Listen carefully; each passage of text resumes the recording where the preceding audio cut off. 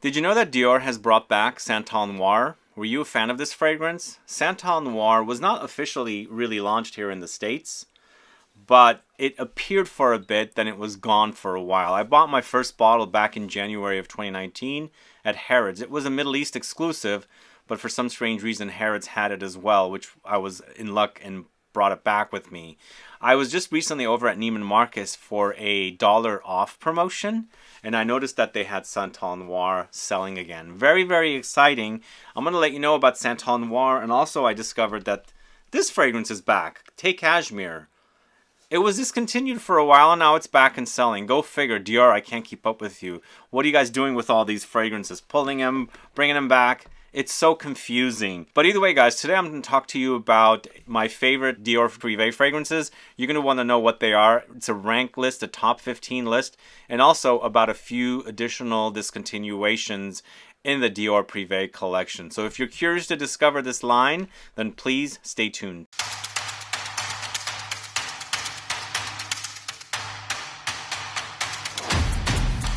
Thanks so much for tuning in. It's Sebastian. We're talking about Dior PRIVÉE collection fragrances. But first off, like I said, I wanted to mention Santal Noir. Santal Noir definitely is one of my favorite fragrances from this collection. It was, as I said, a kind of like a Middle East exclusive, but for some strange reason it was selling at Harrods. But later on, like almost a year later, it looked like it appeared here in the States briefly. Then it was gone again. And it was kind of up in the air as to what was going on with this fragrance. And within the last couple of years, I was noticing that it was selling in France as part of the original collection because it was a Middle East exclusive, as I said. Now it's finally here. It's kind of a rosy, ambery, ambrette seed musky fragrance. Really delicious. It's a bit fizzy Coca-Cola-esque. Also reminds me a little bit of Chanel's Egoiste. I'll let you know all about it. But yes, if you're a fan of this kind of fragrance, you should definitely check it out. And of course, CACHEMIRE is a musky, fresh green tea fragrance. Again, one of my favorites, gone for a while, now it's brought back. But these two fragrances are discontinued. They launched these two when Francis Currant took over. These were his original creations. We've got Cologne Blanche and NOIRE.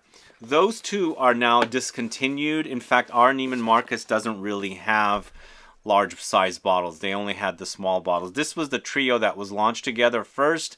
Then they brought it into the Dior PRIVÉE collection. But now they're pulling them again. Those were the two original fragrances that Francis Currant had created early on before the collection became known as Dior PRIVÉE collection. But I really prefer this original version of NOIRE, not that version that they brought back. It was reformulated. This version is amazing, and I'm glad I have another bottle. This is super fantastic lavender, kind of immortelle, a bit spicy. People say maple syrup or curry comes to mind with that one. I absolutely love that one. But of course, this one is completely gone. Fève Délicieuse is gone. I don't understand Dior. Why would they cut that fragrance when I know in the community there are many fans of Fève Délicieuse. Were you a fan? Let me know. Put a comment down below. Also, let me know if you were a fan of NOIRE.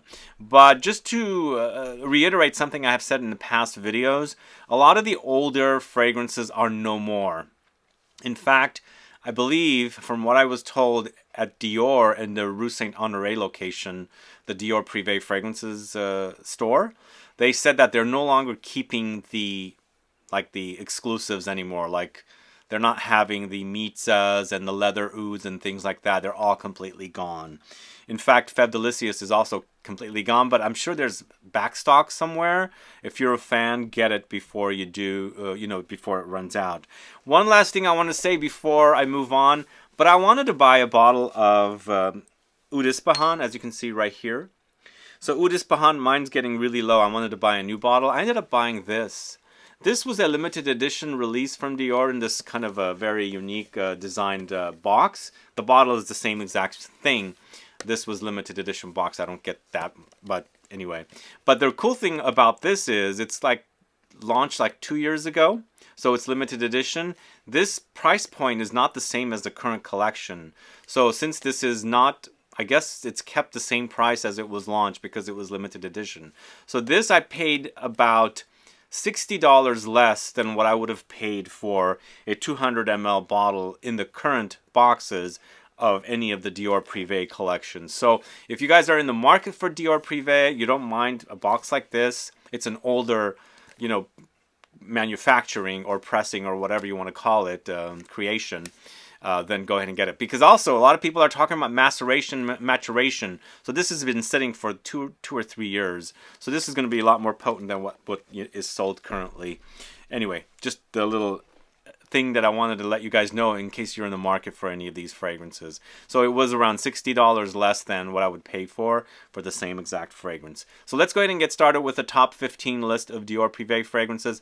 Let me know your favorites. Put a comment down below. These are basically what's currently selling. We're going to go ahead and start off with Dior's Eden Rock, this one right here, ranked at number 15 because it is definitely not a favorite of mine, but it's enjoyable, just not like a wow fragrance for me. It's minerally, salty. I was expecting a bit more beachiness, but it's not giving me that kind of a vibe. But it's sea salt, citruses, mineral notes, marine notes, solar notes, white flowers, and pine. It's Mediterranean. It's inspired by a hotel, Eden Rock, in the south of France. And I can see this inspiration perfectly. So it's more of a more that kind of a setting rather than taking you to a tropical destination. So I think the inspiration is great. I was actually expecting something more coconutty, more beachy, a little more suntan lotiony. That's not what you get here. You definitely get the minerals, the solar touches, the marine notes, of course, and some light white flowers, some light. The sea salt is in here because it's quite salty. And of course the pine comes in as well. So the inspiration I think is great. It's just not one of my favorite fragrances that I'm raving about from this collection. But moving on to number 14, it's Spice Blend. I have complained about this one in the past as well. This does remind me a little bit, not a little bit, maybe a lot of Spice Bomb from Victor & Wolf. So I felt like this was not ultra original for this collection. But if you like the idea of a Dior PRIVÉE take on something like Spice Bomb, get your nose on it. Spice Blend. It's cinnamon, rum, pink pepper, bay leaves, black pepper, ginger. So it's quite spicy. Hot spices, warm spices, red hots kind of come to mind. Cinnamon, rum, pink pepper, bay leaves giving you kind of aromatic, spicy greenness. It's just a spicy, uber spicy fragrance, and I think the name is appropriate. They've captured it perfectly. So it's Spice Blend. Perfect name for it. Again, it's not my all-time favorite, but definitely check it out if you're into the idea of something like that. But this next fragrance is definitely a favorite of mine, but unfortunately it wears light. It has gotten a little thinner. This is Rouge Trafalgar, this one right here. It's a fruity, fresh fragrance. Not necessarily fruity floral, but more about the fruits, because it features notes of black currants, raspberries, strawberries, musk, grapefruits, cherry, mandarin orange, and patchouli. That patchouli in here gives me a light fruity sheeper vibe, but mostly it's about the fruits. It's juicy fruits, fresh fruits, tart fruits, all in here mixed with the citruses. So the patchouli in here is giving us the depth of the fragrance, giving us the depth in the base in contrast to the citruses and the fruits that are in here. And of course you also have a little musk in here. It smells great. Just wear it in the hottest days because it is a bit too fresh, I think. But it smells really, really wonderful. I like the whole tart fruitiness in here with the citruses. So it's Rouge Trafalgar at number 13. So those were all created by Francois Dumache. This next one is a Francis Kurkdjian created fragrance. It's New Look, this one right here. So I do like this a little more than Rouge Trafalgar, but I believe the Rouge Trafalgar ended up at 13 because it's a bit weak. I get better performance from New Look. It's Aldehydes, Frankincense, and Amber. I think it's a really nicely done fragrance. Definitely not the original New Look 1947. So basically Dior has recycled the name, took off the 1947 because probably it comes off a bit dated. Obviously 1947 is so many years ago, and so they're just basically calling it New Look here. But if you like the idea of aldehydes with smoky incense and an ambery touch, definitely check this one out. It's very fizzy. There's an effervescence about it. It's clean. It's got a cleanness but smokiness as well. And I think the combination of aldehydes, frankincense does work together wonderfully. And then of course there's the amber when it's drying down. It smells, again, really great, but I prefer the other fragrances a little more. Although with number 11, maybe I could have tossed it up. But this is so much newer than the rest of the stuff that I'm really used to, that I appreciate a lot more. Maybe you're a fan of New Look. Let me know. Put a comment down below what your thoughts are on New Look from Dior. Maybe you're a fan of it, or maybe you don't like it. Let me know what you think. But moving on to number 11, it's Bois d'Argent, this one right here. So this was actually in this trio, and they relaunched these three because these three fragrances were the initial fragrances that were launched by Dior before it became Dior PRIVÉE. And I believe those three fragrances were launched as eau de cologne concentration. And then they, you know, changed the formulas and made them into eau de parfums or whatever they are now. They are eau de parfums. But this to me is an originally Annick Bernardo created fragrance, and it's a fantastic smelling, spicy, resinous amber fragrance with lots of iris. And it's iris with woods, myrrh, honey, cypress, vanilla, juniper berries, amber, resins, musk, and leather. For me, it's a skin scent.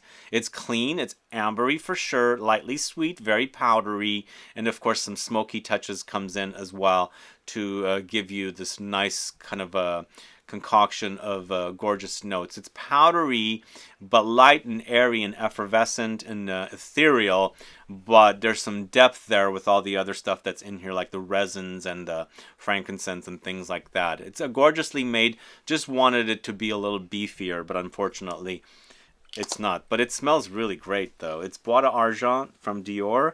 Let me know if you're a fan of that one. Put a comment down below. So this was probably also going to get a toss-up between Bois d'Argent, but I decided to go with this numbering here. This is a CACHEMIRE, this one right here. So this one, for the longest time, I was told by my Dior sales reps that it was discontinued.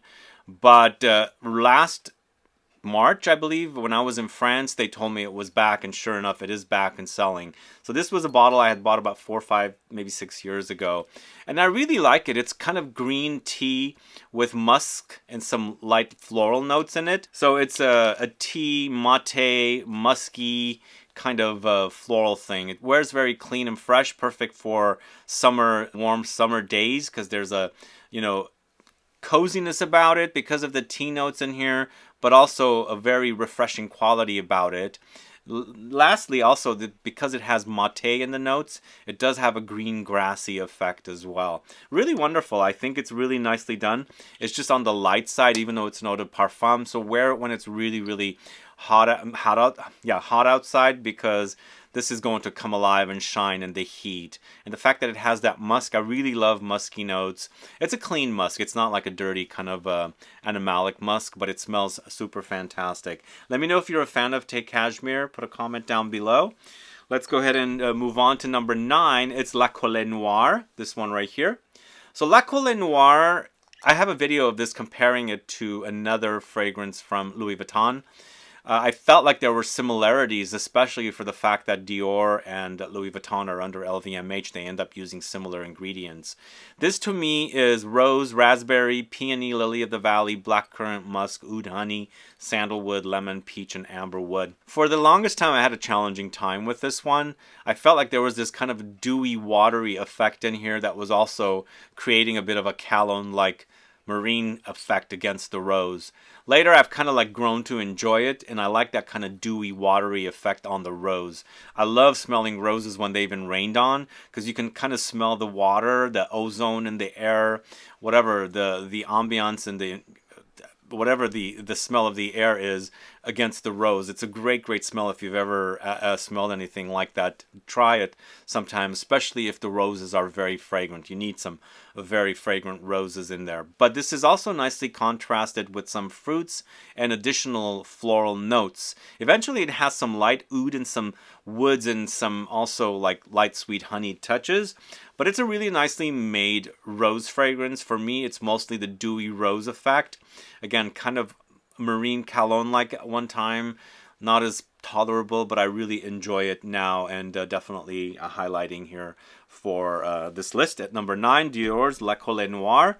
Next, we've got another Francis Crick Gem fragrance. Everything except for this, which is Dior Riviera and New Look, are created by Francois Demachet, but New Look and Dior Riviera are created by Francis Crick Gem. I'm hoping that he launches something really great. But I have been hearing that there's some stronger versions of these fragrances launching soon. Have you guys heard about this? More concentrated takes on these fragrances. I can't wait for that. But Dior Riviera, I was a little underwhelmed with it, but I'm actually really enjoying this. It's roses, figs, and green notes. Once again, definitely a really great summer fragrance. Wear it liberally. It's really great. The combo of the rose and the figs together is really, really wonderful. It kind of sort of reminds me of a rosy take on Balade Sauvage, which is also discontinued. It was a favorite fragrance of mine. But Balade Sauvage had kind of similar notes to Eden Rock, the minerally touches and light marine touches. Here, it's just basically figs, roses, and green notes. It's a really great fragrance, I think. I think Francis Cruikshank did a good job. I just wish it was a little more potent. But I enjoyed the other fragrances a little more. But let me know if you're a fan of Dior Riviera. It does go down pretty easily, but it is a 250 ml bottle, obviously. So it's $4.50 for 250 ml. And so there are some niche fragrances that you get that's 100 ml around $400. So I think the value is there. But I think a lot of you might be a bit tired of Dior's Privé collection. Let me know. Put a comment down below. But this is Dior Riviera. What do you think of the name of that one? Pretty clever, I think, right? But I think they've used the Dior theme too much in fragrances. Let's move on and come up with some other names. But I think it's pretty catchy. Moving on to number 7, it's Oud Ispahan, this one right here. So Oud Ispahan is now the oud of this collection. There used to be leather oud, which was animalic and funky and smoky. Like I said, they've completely discontinued that one. I've got like drops of it left in a bottle. But Oud Ispahan is rose and oud together with woods, smoke, resins, myrrh, floral notes. I felt like this was kind of taking leather oud, cutting out some of the animalics a little bit, adding the sweetness of the rose, and make it a little more gentler than leather oud, which was quite funky and animalic. But it's definitely a really great fragrance. I know a lot of you complain about the longevity, but to me, when you smell it, there's definitely like a civety skankiness that is there, probably coming from the oud and the smoke combo together. But it's a really gorgeous fragrance. If you want a more potent variety of this with a little less rose, the oud from Diptyque, Oud Palau, is definitely reminding me of this with less rose. So check that one out, or go with the Oud Ispahan. Definitely a really solid smell as far as smells go. Moving on to number 6, it's Ambre Nuit, this one right here. This has been around for a while. I think this is definitely very popular. It's kind of warm, spicy with ambery touches with rose. It's rose again. It's rose, ambergris, amber, pink pepper, bergamot, grapefruit, gaiac, patchouli. The combination is great. It's a really great rosy amber fragrance. It smells fantastic on me. It does have a bit of holiday-ish vibe as well for some strange reason. With this amber, I get a little bit of cinnamon. I don't know, warm spiciness comes through. Probably it's the pink pepper mixed in with some of the notes giving me that kind of warm spiciness. But it's a really solid release. I really love the way it smells. Once again, I just wish it was a little more beefier, but just spritz on a lot more, and then I think you'll have the fragrance last longer. But as far as the smell goes, it's so original, so gorgeous, really beautiful amber with rose. I think definitely one of the best creations from this house. So this is Ambre Nuit from the house of Dior. So they used to have another fragrance called Mitza, which is no longer. It used to be definitely a top favorite of mine, but it's gone, sadly. It was a bit different than that, Ambre Nuit, but really a great fragrance. But this next fragrance is called Purple Oud, this one right here. Are you familiar with this one?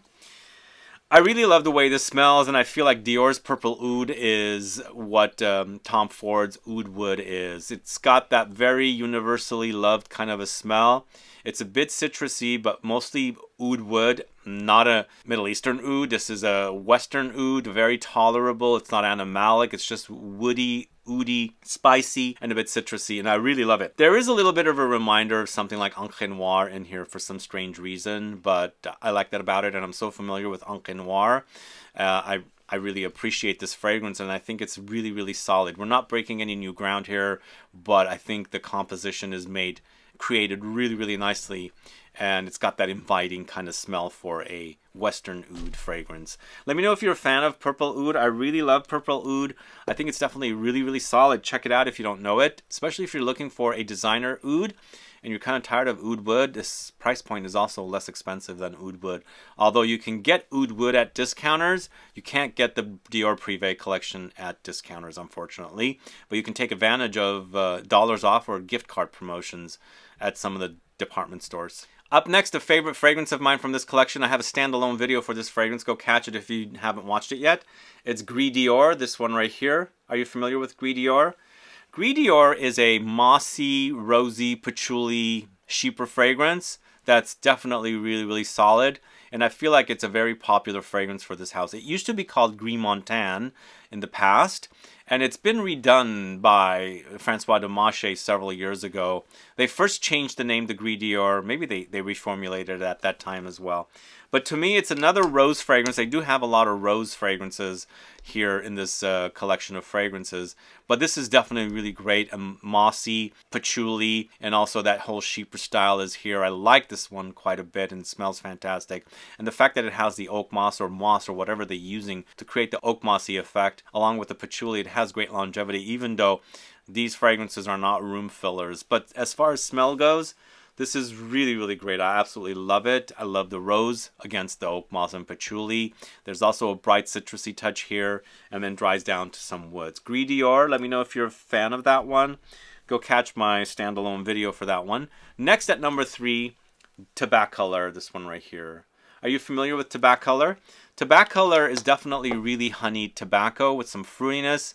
There's also some smoky touches in there, and of course it has plums and peaches, so it's really nice, juicy, fruity contrast against the honey, tobacco, and the smoke.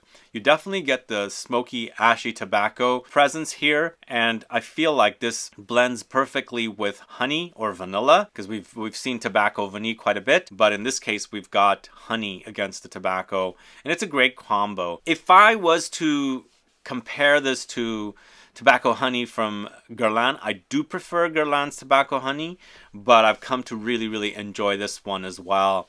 And I like the fruitiness in here. Again, I prefer the other one just a little more because I absolutely love the way that smells on me. But this is definitely not a disappointment and a great fragrance from the house of Dior. It's TOBACOLOR at number 3. And at number 2, it is Santal Noir. Santal Noir is so good, guys. I really, really love this one. This is Sandalwood, Ambrette, and Turkish Rose. Ambrette is one of my favorite notes. I love what it does to fragrances, and it provides a fruity booziness against the sandalwood and the Turkish Rose here. The sandalwood is not your creamy kind of sandalwood. It's more, you know, dusty, woody, wood shavings kind of sandalwood. But the fact that it has the Turkish Rose in here against the Ambrette and sandalwood, it smells super fantastic. And lately also, the new batch that I picked up here has a light fizziness. There's a Coca-Cola-esque fizziness in here as well, which I quite like. It almost smells like I'm spritzing on Coca-Cola.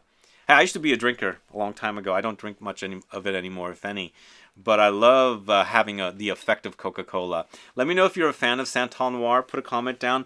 Last thing I didn't mention about that. So, Egoiste was created by Jacques Polge and François de Mache. I guess François de Mache worked under Jacques Polge over at Chanel because that launched in 1990, I believe. He created this in 2018. So did he copy that fragrance? Because I do get similarities. Let me know if you guys get similarities as well. And at number 1, it's a Vanilla Diorama. I absolutely love this fragrance. It is a great fragrance to leave the brand with. François de Mache, if you're watching this, this is an amazing fragrance that you have, left the brand with. He created a really great fragrance.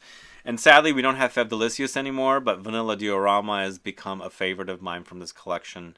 What I like about it is vanilla with lemons, oranges, pink pepper, cardamom, bourbon vanilla. There's a light chocolatiness under there. There's a light reminder of Chanel's Le Lion a little bit of a reminder of Shalimar as well.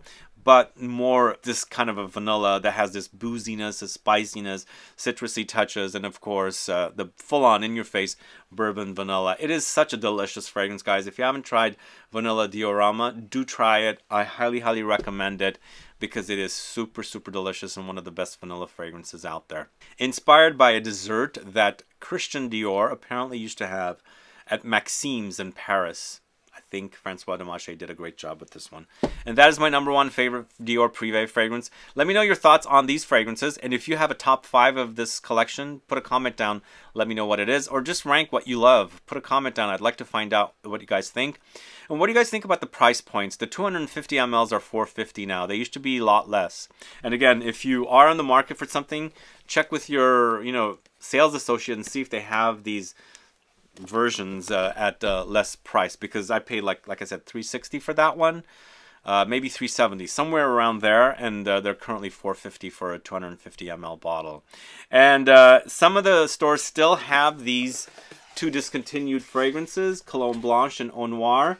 If you're in the market, go get them. But other than that, guys, thanks so much for watching today's video. If you have any questions or comments, please list below. Please like this video. Please share it. Follow me on Instagram and Facebook, and I'll be back with more videos very soon. Have a good one. Goodbye.